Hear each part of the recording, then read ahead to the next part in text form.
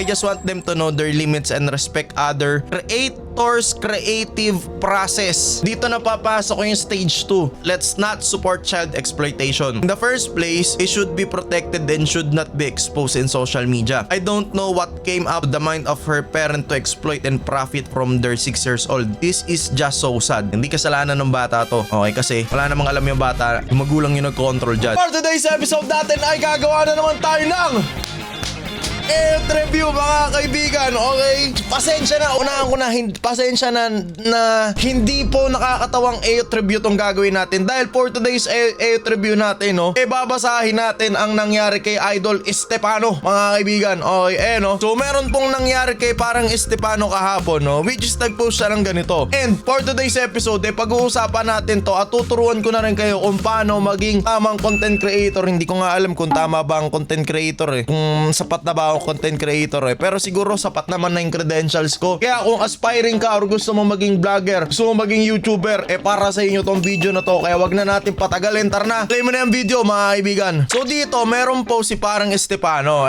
Sabi niya, I've seen multiple. So madami yon. I've seen multiple creators copying my content. At first, I found it fun and enjoy it. Ibig sabihin, nag-enjoy siya. Syempre, sabi nga nila, diba, ano yun? The imagery is the highest form of flattery. Ano ko mali yata yung pinagsasabi ko, pero ang gusto ko sabihin, kapag may gumagaya sa ibang tao, ibig sabihin, tama yung ginagawa mo. Diba? Parang, natutuwa sila sa ginagawa mo, nagiging idol ka nila, kaya ginagaya ka nila. Gets nyo ba, diba? So, yun yung pinupunto niya. I've seen multiple creators copying my content. At first, I found it fun and enjoy it. Kaya yun, kasi nga, idol siya. But they started doing it frequently. I believe everyone has their own potential and I'd rather see them create something unique instead. I just want them to know their limits and respect other creators' creative process. Okay? So, ano tayo ngayon? Magka-Professor King FB 101. First time ko lang gagawin sa tribute to. Meron pa bang paint yung PC ko? Yan, may paint tayo. Yan, ganito. Tuturuan.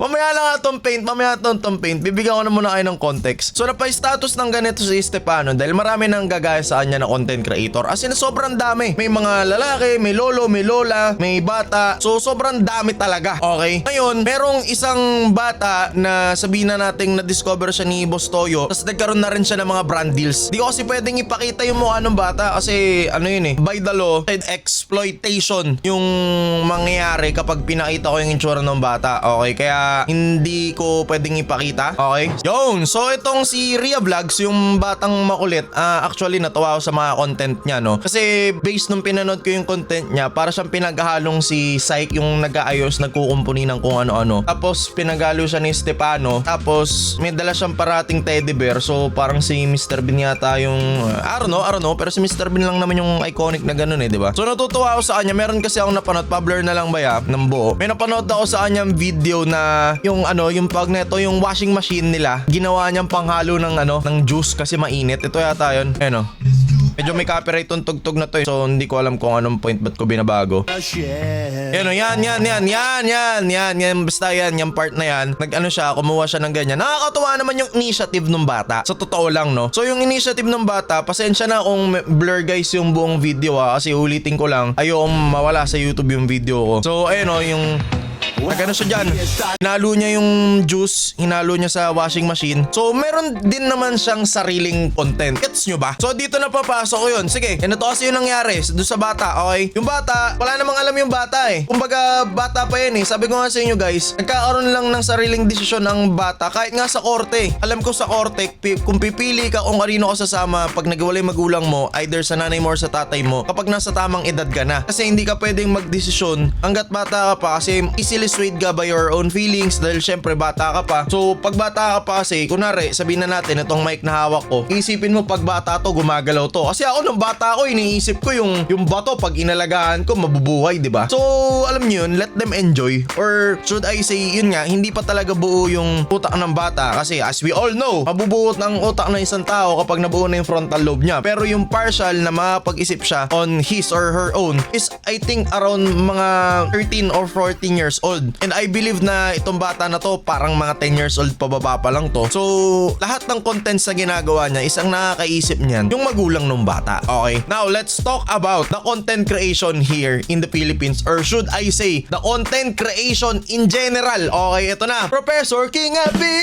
There's no such thing as original content here in internet. English yarn! English yarn! Wala pong original na content dito sa mundong ito. Kasi kung sabihin na natin, kunwari, naisip ko na tong concept na to, inaisip na rin yan ng ibang tao, tas in-improve ko lang. Gets nyo ba? So kunwari, meron akong camera dito. Meron nang nakaisip ng ganitong kaliit na camera dati, at yung nakaisip na itong camera na to dati, inaisip na rin yung ginawa niya, yung malaking camera, pinaliit niya ng pinaliit niya. So alam nyo yun, gets nyo yun, walang original sa mundong ito. And it's the same way as sa pagko-content. Or sabihin na natin, sige, magbigay pa tayo ng isang example. Itong damit na to, merong nakaisip neto noong mga unang panahon na gumawa ng ganitong klase ng damit. Ngayon, pinatibay nila, pero iba yung gumawa, pinatibay, iba yung gumawa, pinatibay, iba yung gumawa, pinatibay, iba yung gumawa, and so on and so forth. Ngayon, ganun din po sa pagko-content. Pero paano madi-differentiate yung salitang panggagaya tulad ng sabi ni Idol Stefano? Okay, ito na, masterclass na natin to. Dito lalabas yung paint. Ganito kasi yan, okay? Ito yung original idea nung content creator na ginagaya nung bata, which is ito si Stefano. Sabihin natin ito si Stefano, tama? Magiging mali lang ang isang bagay kapag narito yung bata itong yellow. Yan. Magiging mali lang ang isang bagay kapag ginaya nung bata yung ginagawa ng Stefano ng 100%. Okay, ganyan. 100%. Ano ba mga ginaya nung bata? Yung mata ni Stefano, yung poker face?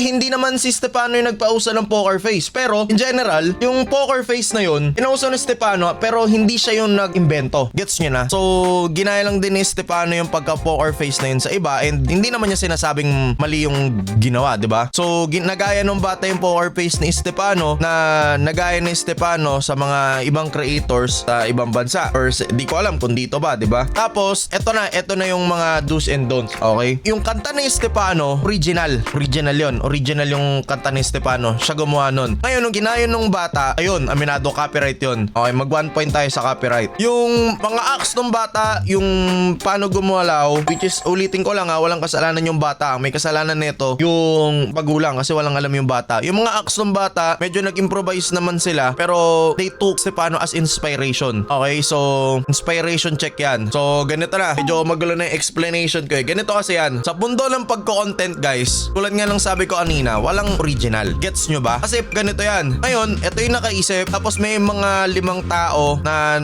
nakanood sa kanya. Yan, yung 5 tao na yan. Tapos yung 5 tao na yan, habang pinapanood siya, ginaya nila yan. Ginaya nila yung etong original. Ngayon, while copying the person who's in front of them, makaka-develop yan ng sarili nilang personality. Yan, may sarili ng personality yan. Kasi ako, I believe na lahat ng tao, no matter what, kahit gaano mo pagayahin ng isang content creator, magkakaroon ka ng sariling identity. Kasi iba-iba naman ang hulma ng tao. Base yan sa pagpapalaki, sa environment, kung ano kinalakihan mo, kung ano ugali mo. So at the end of the day, magkakaroon ka talaga ng sarili mong panglasa or sangkap. Gets nyo ba? Walang tao na magkakaparehas. Okay? Siguro ako, pati si James Reid, magkamuka. Pero iba kami ng personality. What? Parang ganun. Okay, ngayon, sabihin na natin, nagkaroon na ng sariling flavor to. Nagkaroon siya ng DNA netong creator na to. Pero, ibig sabihin ba neto, ginaya ni person 1 yung original? Hindi, kasi nakagawa na siya ng sarili niyang inspiration, or nakagawa na siya ng sarili niyang panglasa or sangkap or halo. Gets nyo ba? Napipigure out nyo ba? Sige, tanggalin natin yung paint. Magpunta tayo dito. Kunwari, itong cellphone na to. Yan, itong cellphone na to, siya yung original. Ngayon, itong mic na to, ginagaya niya yung cellphone. Magagaya ba niya yung cellphone? Hindi, pero magagaya niya yung characteristics. Yun yung pwede at tama. Kasi maraming tao na napapag-combine nila lahat ng napapanood nila until maging sariling sangkap sila. Hindi ko alam kung nagmatagos ba yung mga pinagsasabi ko pero siguro nagagets nyo na din naman, diba? Another example ko is etong si Tatay, si Ice Cream Yummy. Si Ice Cream Yummy, ito siya. Ngayon, etong si Ice Cream Yummy, siya yung nagpauso niyang Ice Cream Yummy, Ice Cream Good. Basta siya, kinanta ko pa talaga. Siya yung nagpauso niyang Ice Cream Yummy, Ice Cream Good. Ngayon, ginaya siya ni Tatay. Ito si Tatay, naalala nyo pa to? Si Tatay, si Ice Cream Yummy, Ice Cream Good. Ginaya siya ni Tatay. Pero bakit hindi ko masasabing 100% na ginaya ni Tatay yung nag-Ice Cream Yummy na nauna? Kasi merong sariling personality si Tatay, at yun yung sinasabi ko na magkakaroon ka talaga ng sariling flavor no matter what you try to copy one person. Okay, nahihirapan na ako. English pa ako ng English eh. Ngayon, nagalit ba si Ice Cream Yummy, Ice Cream Good kay tatay? Tamang sagot, hindi. Natuwa siya kasi tulad nga ng nasabi ko, the highest praise na makukuha mo is yung kinukuha ka as inspiration. So anong ginawa nung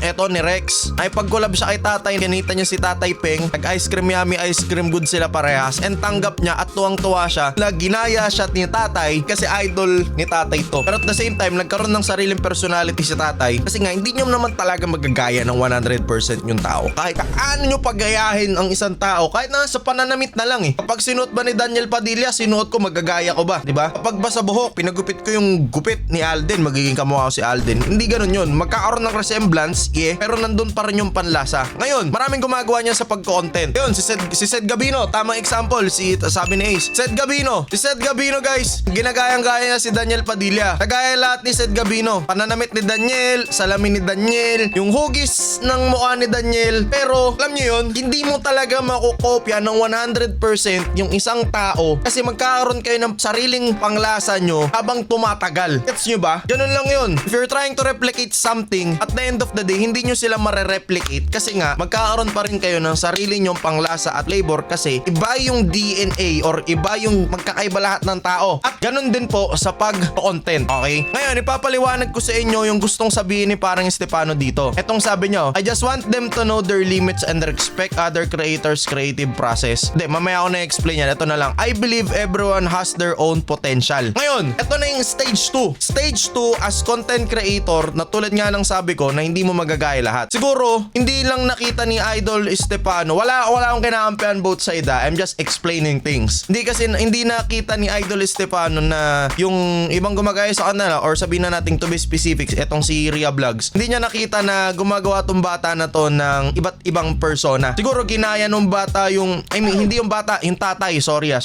guminasay, sorry. Ginaya nung tatay nung bata, yung music ni Stefano, yung pagka-poker face ni Stefano, kung paano siya mag-low ng video. Pero dun sa video kasi nung bata, kung titingnan nyo, meron siyang iba't ibang identity ng ibang tao. Okay? So, siguro, para sa akin, walang mali si Stefano walang mali si Stefano dito. Sinasabi lang niya or ini-encourage niya yung tatay nung bata na mag-try ng ibang bago. Kasi na-hit niya na yung stage 1 eh. Diba? Now, stage 2 na siya, it's time to find your own flavor. Nagbe-make sense ba yung mga sinasabi ko? Basta yun, ayan. So, eto yung sunod na sinabi ni Stefano. I just want them to know their limits and respect other creators' creative process. Dito na papasok yung stage 2. Yung creators' creative process. Sa una, masaya yan. Ay, kakayain ka, etc. Pero, syempre, kayag ba kayo yung pinaghirapan yung i-formulate? Kunwari, sabihin natin, Krabby Patty formula, no? Na ginagaya nila throughout the years. Tapos, nakikita mo na hindi pa rin nila pinapalitan yung formula. Like, ginagaya ka pa rin nila kahit nagkaroon na sila ng sarili nilang panglasa. Doon na para sa akin medyo mali. Okay? Di ko kinaulitin ko lang, di ko kinakampihan si Stefano, di ko kinakampihan yung tatay nung bata. Okay? Hindi bata may kasalanan doon yung tatay yun. So, para sa akin, kung kayo, content creator kayo, na naabot nyo na rin yung stage 2, which is ulitin ko lang yung stage 1, ito yung point na ginagaya nyo yung mga idol nyo para mapag-start up kayo. And walang mali doon. Kung gusto nyo magayahin yung mga idol nyo, okay, nagaya nyo na, nagkaroon kayo ng persona, di na kayo nahihiya sa camera, nakapagawa na kayo ng content, medyo sumisikat na kayo. Dito na papasok yung stage 2. Yung stage 2, kailangan nyo nang gumawa ng sarili nyong persona or panglasa na meron pa rin kayong hint or meron pa rin kayong DNA nung inspiration nyo, pero hindi 100% nyong gagayahin kasi stage 2 na kayo eh. Maangat na kayo eh. Gets nyo? So,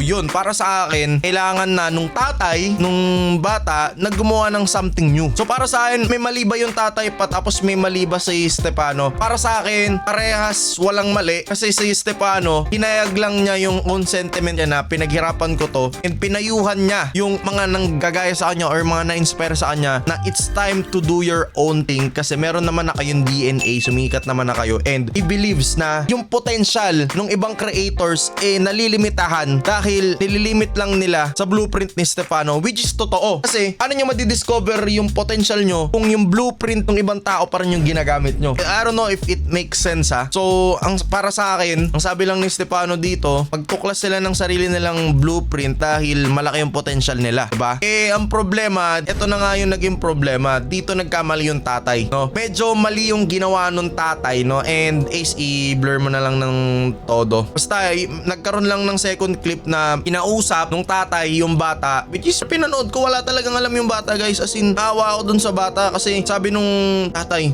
anak, sabi ni Idol, di mo na siya pwedeng ibayin na natin vlog mo, ha? Hindi ka ba naiiyak? Parang alam mo yun, hindi ko alam kung ginagamit ba nila na weapon yun para galit yung madla kay Stefano. Pero para sa akin, hindi na dapat sinabi nung tatay yung ganun dun sa bata kasi number one, wala namang alam yung bata sa ginagawa mo. Okay, tulad nga ng nasabi ko kanina, ang content creator dyan hindi naman yung bata, yung tatay. Kasi sino ba nag-edit? Yung tatay. Sino nag-uutos? Yung tatay. Sino nag-shoot? Yung tatay or yung magulang. So walang alam yung bata. So sana nilive out of it mo na yung bata, no? Walang kamalay-malay yun. Nakakaawa lang. So basahin natin yung mga comments sa Madlang Pips dito. May mga Madlang Pips dito na kilala ko. Ito si Banubs, isa to sa mga naging handler ni Kong. Naging tropa ko din na pinayuhan niya rin ako dati. Tapos anyways, respetahan ng tao to sa field. Kilala rin ni Aloja to. You have created your own algo dahil maybe all of us agree na isa ka sa magagaling gumawa ng content or you have this creative genius trait. Like imagine, ikaw ang nasa unahan ng trend. For others to read your algo, they normally create similar content para makapasok sa algo mo. Mostly, sila yung makakasalo ng engagement or clout habang hindi ka nag-upload. Tama yun, which is tama yun, di ba? Gusto ko lang rin ipaliwanag sa lahat kasi pag content creator ka, gets naman yun. Pag negosyo ka sa Pilipinas, kung ano yung pumatok, gagayahin ng iba. Which is totoo yun.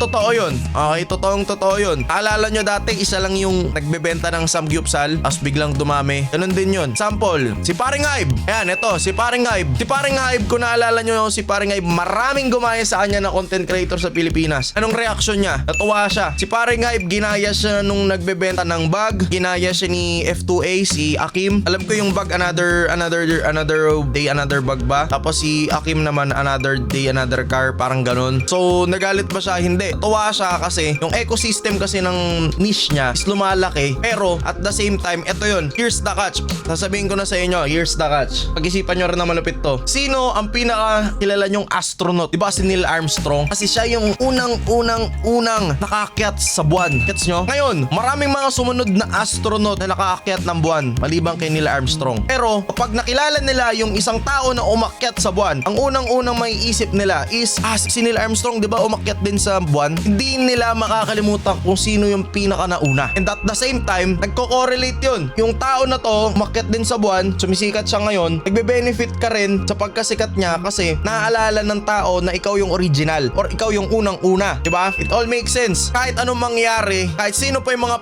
mapanood ng tao, or sabihin na natin, kunwari ako, kahit 100 pang King FB yung gumaya sa akin, and feeling ko wala namang gagaya sa akin, basta kahit 100 King FB yung gumaya sa akin, at the end of the day, kapag napanood nila yung mga na-inspire ko or yung gumaya sa akin, may isip nila, si King FB siya yung nauna. So ganun yung ginawa ni Paring Hybe, no? Kahit may mga gumaya ng content niya, siya pa rin yung naaalala kasi trademark niya yun. Okay? And tama yung sinabi ni Banubs dito, or effective and trend, pero never nila nakita as threat yun kasi alam nila na mabubuhay yung algo, which is sinabi ko na mas mahaba for the ecosystem.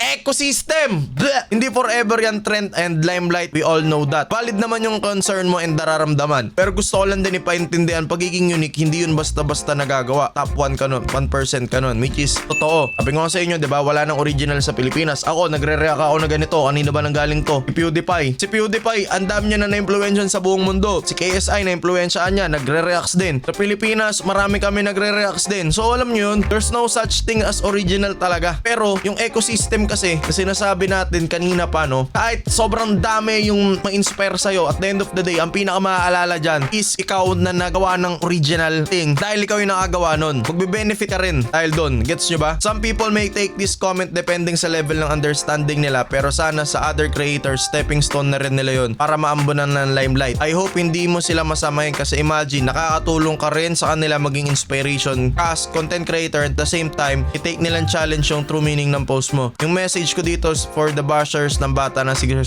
years old. Wag naman sana natin gawin yun. Hindi niya serve yun, utang na loob. Which is true. Marami kasi nag-comment dun sa bata na binabash nila, which is hindi yun yung point ni Stefano. Okay? Wag nyong i-bash yung bata kasi number 1, wala namang alam yun, and at the same time, gets nyo? Wag yung bata yung i-bash nyo kasi wala namang alam alam yun. Siguro kung mababash kayo, blame it on the parents or the dad. Parang ganun.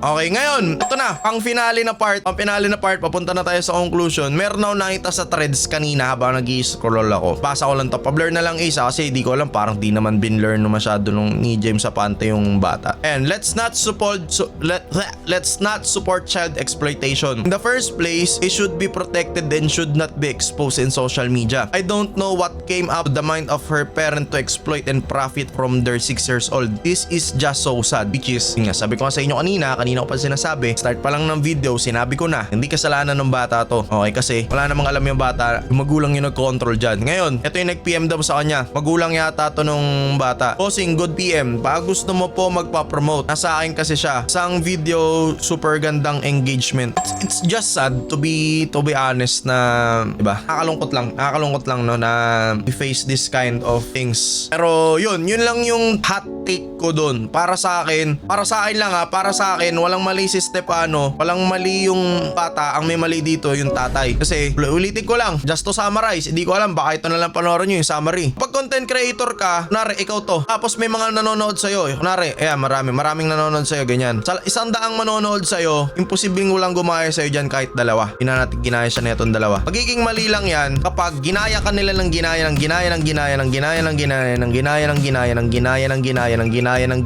pero wala silang binago sa formula mo. Okay? So, tulad nga ng sabi ko sa inyo, ang nagiging recipe talaga sa ganito is habang ginagaya ka nila, magkakaroon sila ng sarili nilang identity dahil hindi naman lahat ng tao pare-parehas. Diba? Magiging mali lang to kapag hindi mo nilagyan ng identity at ginaya mo ng 100% yung pinagagayahan mo. Okay? Ano na yun?